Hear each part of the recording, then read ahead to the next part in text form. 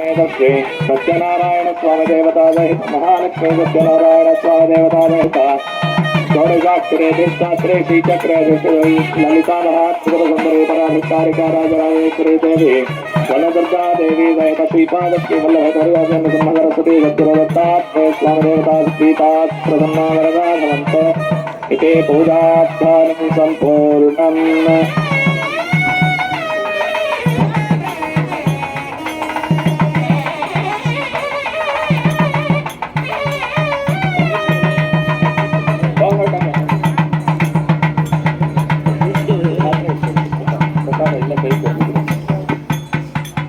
ಈಗ